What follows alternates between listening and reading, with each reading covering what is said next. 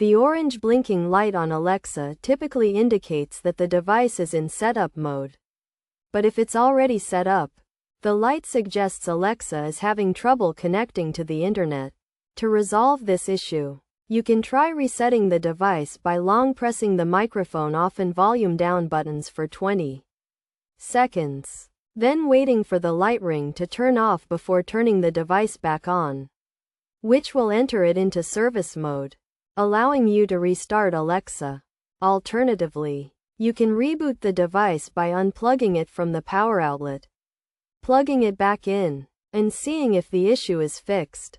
Checking your Wi-Fi connection is also a good idea. Try power cycling the modem or Wi-Fi router by unplugging it for half an hour, plugging it back in, and waiting for Alexa to respond. Additionally, verify that other devices in the house are connected to the network. By following these simple steps, you should be able to resolve the orange blinking light issue on Alexa.